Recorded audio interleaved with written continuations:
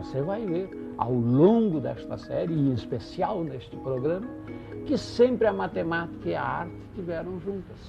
O homem fez arte usando matemática. O homem construiu matemática observando as artes, o senso estético. Esta beleza, por alguma razão, em algum lugar, foi seccionada. Hoje há quem pense assim, nossa, um programa de matemática e arte, o que uma tem a ver com a outra? Tem muito. Tanto é que hoje o artista que faz arquitetura precisa da matemática para calcular. O matemático, ao criar teorias, no fundo faz uma análise. E elas têm que ser belas, além de úteis. Arte e matemática. O matemático e o artista andam de mãos dadas.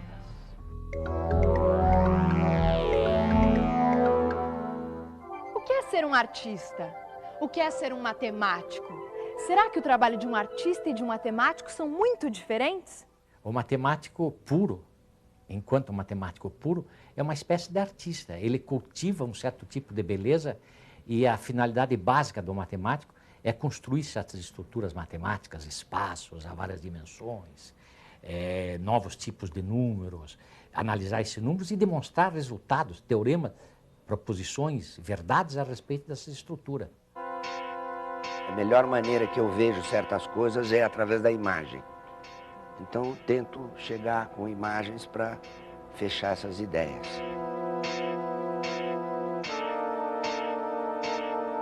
O quadro é uma coisa que desenvolve sozinho. Você que acompanha o desenvolvimento. Se eu começar a dar muito palpite no quadro, vai ficar uma porcaria. É a melhor ferramenta do artista, a intuição. Ele nem sabe quando ele usa. Mas ela acerta na frente e você segue, não hesita. A maioria das pessoas tem intuições formidáveis, mas será que é? Será que não é? O artista, quando ele tem intuição, ele mergulha, pum, e dá certo. Nem sempre, mas a maioria das vezes. E quando não dá certo, porque você não ouviu a vozinha dela direito, entendeu? Intuição matemática é mais ou menos como uma intuição feminina.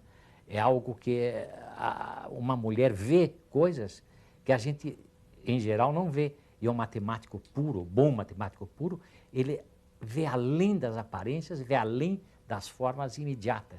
E é assim que ele faz as grandes descobertas. Uma coisa que me impressiona nos matemáticos é o uso da palavra beleza.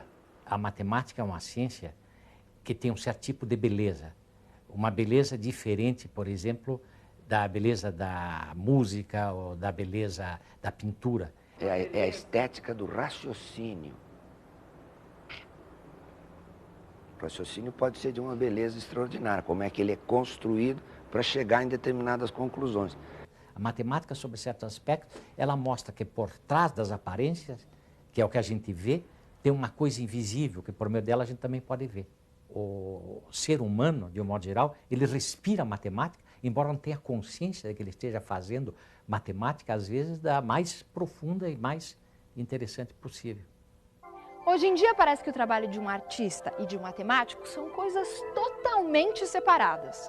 Há quem diga que arte e matemática são especialidades absolutamente diferentes. Será mesmo?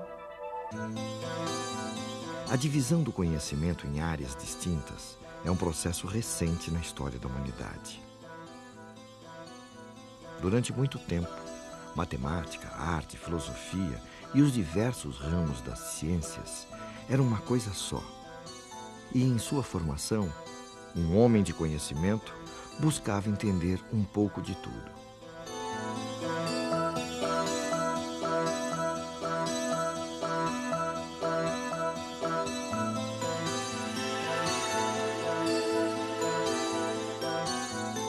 Era o caso do grande Leonardo da Vinci.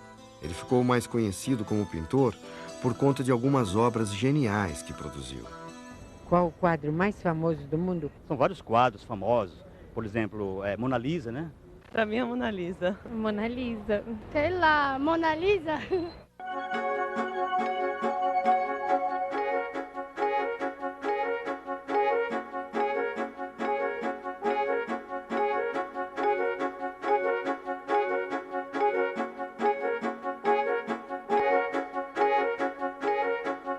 Apesar de seu enorme talento como pintor, Leonardo da Vinci era também cientista, inventor, músico, filósofo, botânico, engenheiro, arquiteto, urbanista e matemático.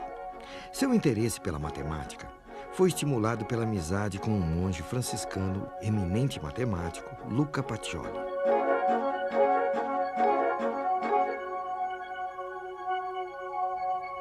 Em aproximadamente 1497, Leonardo e Pacioli, que vemos aqui neste quadro ao lado de um dos seus alunos, trabalharam juntos na realização do livro A Divina Proporção. Pacioli elaborou e demonstrou sistemas matemáticos baseados em modelos clássicos para atingir a beleza ideal, e o livro foi lindamente ilustrado com desenhos de Leonardo da Vinci.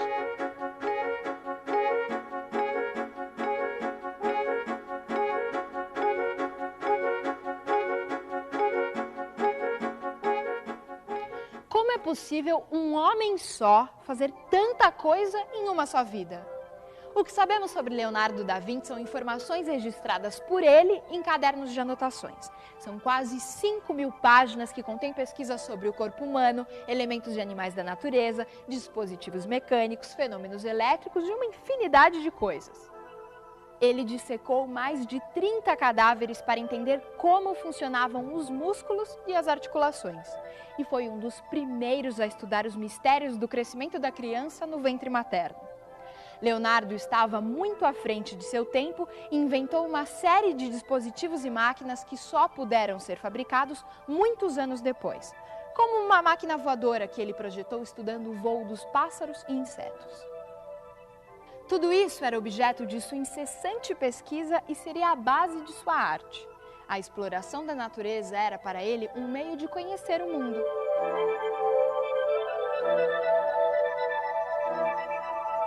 Então eu acredito sinceramente que se Leonardo da Vinci vivesse entre nós, ele estaria usando tudo que tem de mais novo, interessante, tudo, porque ele era um pesquisador.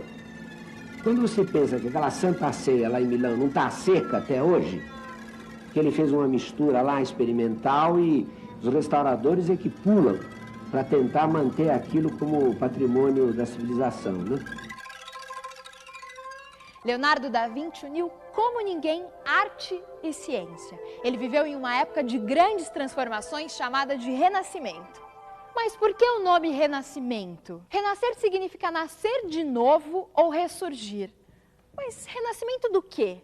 Os italianos que viviam por volta do século XV acreditavam que a arte, a ciência e a erudição tiveram seu auge na época clássica da Grécia e de Roma Antiga. Seus desejos eram fazer renascer uma época de prosperidade, harmonia e beleza. A cidade de Florença era o centro desse sentimento de renovação. E foi lá que um grupo de artistas se dispôs a criar uma nova arte que valorizasse o homem como centro e medida de todas as coisas.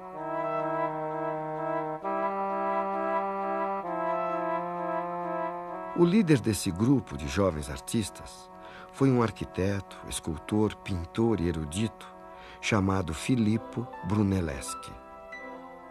Ele foi convidado a trabalhar na conclusão da Catedral de Florença. A ideia era que a catedral fosse coberta por uma cúpula, mas a igreja era tão grande que os construtores chegaram à conclusão de que, com os conhecimentos técnicos da época, seria impossível construir uma cúpula daquele tamanho. Brunelleschi viajou para Roma e estudou as ruínas de templos e palácios. Seu objetivo não era copiar a arquitetura clássica, mas usar suas formas livremente para criar novos modos de harmonia e beleza. E aqui entra um detalhe importante nessa história.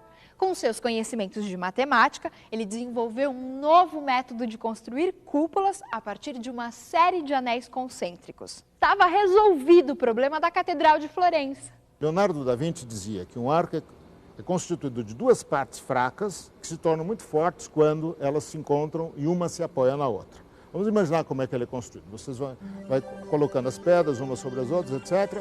Mas para isso ficar de pé precisa ter uma estrutura segurando. Quando o arco está para ser fechado, eu coloco uma pedra de fecho e aí então este lado se apoia neste e este se apoia aqui. No caso da cúpula, ao contrário do arco, eu posso substituir a pedra de fecho por um anel. Se eu tiver um anel superior, na realidade eu vou construindo a estrutura e esse anel superior ele funciona como a pedra de fecho. O que o Brunelleschi percebeu é que se ele conseguisse construir a cúpula de uma maneira tal que durante a construção sempre existisse um anel resistente que apoiasse toda a estrutura já construída, então ele conseguiria fazer a cúpula sem a necessidade de escoramento, ela sempre ficaria de pé sozinha. Foi uma solução genial. Na realidade, sem cálculo nenhum. Não existiam cálculos estruturais até aquele momento. Foi uma solução intuitiva, com base em experiência anterior. Ele sentia como funcionava a estrutura, ele sabia como funcionava a estrutura do ponto de vista qualitativo, mas não do ponto de vista quantitativo. Com a solução de Brunelleschi, um gigantesco guarda-sol abriu-se sobre o coração de Florença. A enorme cúpula serviu por coroar a cidade, que tornou-se uma das mais poderosas da Europa. No século XX, aqui no Brasil, a arquitetura também mostrou a força da união entre arte e matemática na construção de Brasília.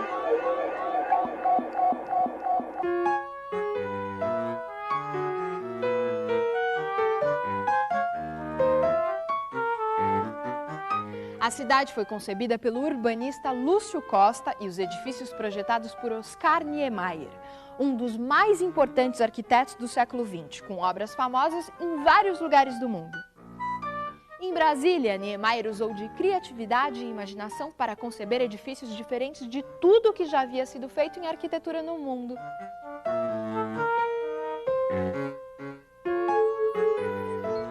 E mais uma vez, a arte se aliou à matemática. E a poderosa imaginação de Oscar Niemeyer encontrou os cálculos precisos de Joaquim Cardoso.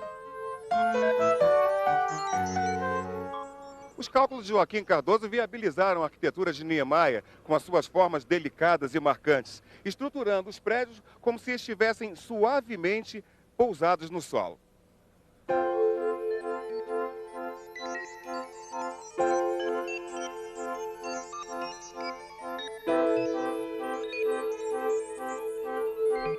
Essa relação arquitetura e matemática é uma relação muito importante, muito bonita. Não existe arquitetura sem forma, né? E esse limite da forma é possível de se conseguir com a matemática. Então cabe a nós mostrar a ele o que ele precisa para transformar aquele sonho numa realidade. Essa delicadeza da curva, essa sensibilidade da outra curva fizeram com que o projeto do Oscar conseguisse se materializar de uma forma muito elegante, muito poética e muito forte, lá em Brasília, graças ao auxílio do cálculo de Joaquim Cardoso. Eu me lembro que parece que uma forma assim não tem problema, mas eu me lembro quando o Joaquim Cardoso, que era o calculista, um homem muito inteligente, ele telefonou um dia para mim: Oscar, consegui a tangente que deixa solta essa forma diferente.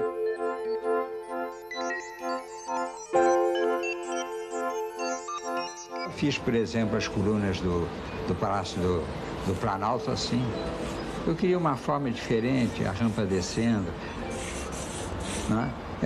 Eu sabia que essa fórmula não estava fugindo um pouco ao que o cálculo estático reclamava. Mas eu queria uma forma diferente. Eu queria que Brasília fosse qualquer coisa assim nova. E que realmente o pessoal se espanta, uns gostam, outros não gostam, mas eu queria que a forma valesse pela sua própria beleza.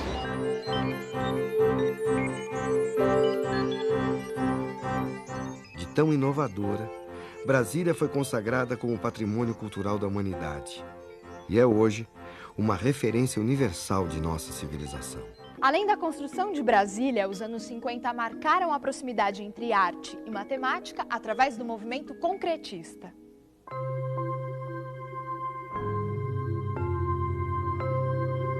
O Brasil vivia naquela época uma fase de desenvolvimento industrial, com a produção de bens de consumo em larga escala e a chegada das fábricas de automóveis.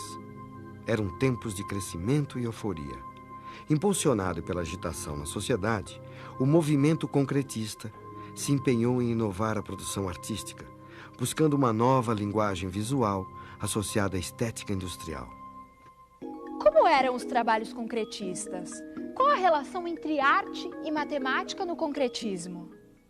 Eles se inspiravam nos chamados movimentos racionalistas europeus do início do século XX, que na pintura romperam com a relação entre a imagem artística e a reprodução da realidade, criando a arte abstrata.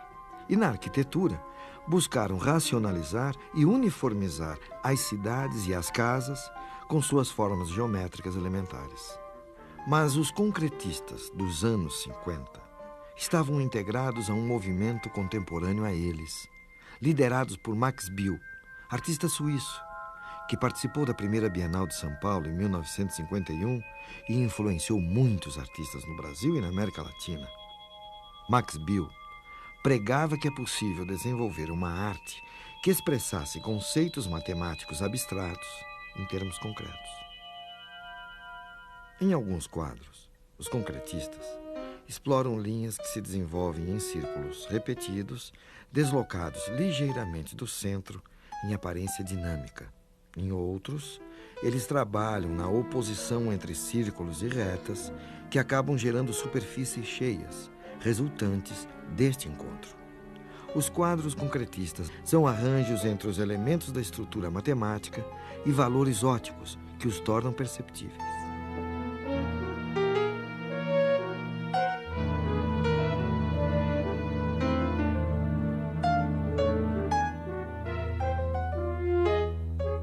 Os ideais concretistas também se expandiram para a poesia. O movimento pretendia libertar a poesia de sua limitação literária e integrá-la a outras formas de arte.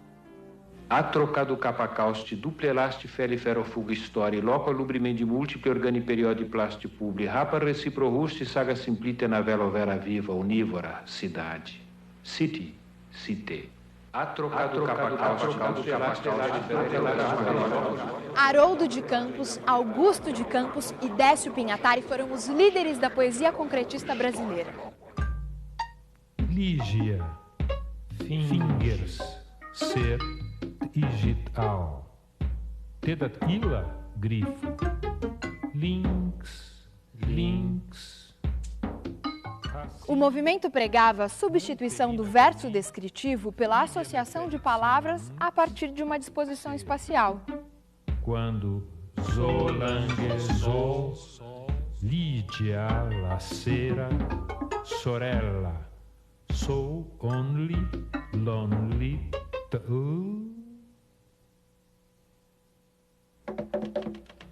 Se nasce, morre, nasce. Morre, nasce, morre, renasce, remorre, renasce, remorre, renasce, remorre, re, desnasce, desmorre, desnasce, desmorre, desnasce, desmorre, nasce, morre, nasce, morre, nasce, morre, se, re. O poema passa a ser matematicamente planejado, incorporando a racionalidade construtiva no processo criativo. A poesia concreta é antidiscursiva e brinca com as palavras no espaço. Os poemas concretos podem ser visualizados como imagem e são graficamente articulados a partir de alinhamentos geométricos. Antes do final dos agitados anos 50, um grupo de artistas e escritores sacode novamente a arte brasileira, assumindo uma postura crítica ante o excesso de racionalismo do concretismo. É lançado no Rio de Janeiro o Manifesto Neoconcreto. O neoconcretismo foi a crítica a esse mecanicismo concretista, o mecanicismo da arte concreta, em favor de uma arte agora existencial, de uma arte ainda assim geométrica, mas de uma geometria viva, de uma geometria pulsante, que teria a ver exatamente com a vivência, com a existência. Esse plano geométrico agora fica muito heterogêneo, não é o plano de uma geometria ideal, de uma entidade matemática, né? Mas é o plano conturbado da vida.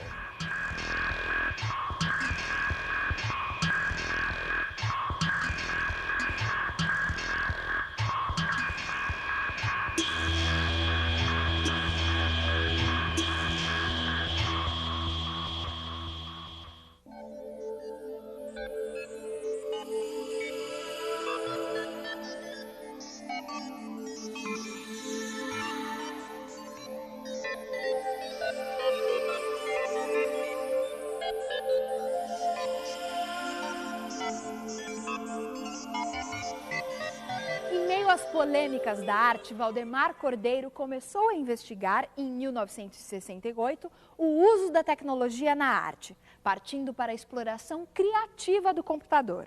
Pintor, paisagista, arquiteto e teórico, Valdemar Cordeiro era uma personalidade polêmica e marcante. Juntamente com matemáticos das universidades de São Paulo e de Campinas, realizou trabalhos pioneiros usando modelos matemáticos para transformar imagens por meio do computador.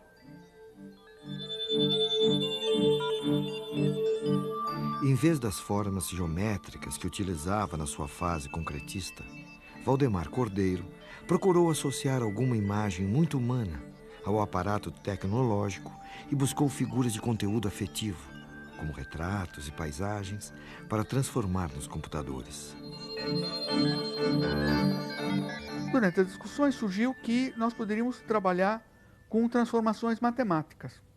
E no caso me ocorreu, como sou físico, uma transformação matemática muito possante na análise de problemas é a derivada, que transforma uma função, a derivada de uma função, em uma outra função que tem características associadas à função original, mas traz informações totalmente novas. Então, havia o problema de transformar essa imagem numa linguagem que o computador entendesse, que é simplesmente números, né? Uma tabela de números. O Valdemar Cordeiro se deu ao trabalho de pegar a imagem e encontrar os 10.000 números que representavam as intensidades em todos os pontos daquela imagem. Cada número representa se está mais claro ou mais escuro na imagem. A derivada da função, ela identifica as variações da função, quer dizer, onde a função varia rapidamente, o valor da derivada é alto, onde ela permanece constante, ela é zero. Numa imagem, a ideia é que se você tem uma região sem estrutura, totalmente branca, a derivada é zero. Mas mesmo numa região escura, se ela é uniformemente escura, a derivada também é zero. Essa operação de fazer a derivada dessa imagem, ela transforma uma imagem que tem as várias tonalidades de claro e escuro numa imagem em que ela busca os contornos. Na época, veio toda uma discussão até filosófica, se existe esse negócio de arte por computador, a gente pode fazer arte por computador, o computador pode fazer arte. Valdemar Cordeiro faleceu ainda jovem em 1973. Suas obras são o resultado de uma permanente reflexão sobre a arte e seu lugar nas sociedades urbano-industriais. Cordeiro, sem dúvida, estava muito à frente de seu tempo e abriu caminho para os artistas que, desde então, entregaram-se à pesquisa da relação arte e técnica. Nós temos nos perguntado, como fazemos para sermos felizes? Talvez tenhamos que compreender, mas isso não basta, é preciso sentir. Pois é, o domínio da ciência é o domínio da compreensão intelectual. Ela ajuda o homem a entender o mundo. E as artes? A arte é evocação, é emoção. Ela ensina o homem a sentir mais profundamente. Matemática e arte, sentimento e compreensão. É disto que vamos atrás. Entendermos o mundo, gostarmos do mundo, sermos felizes.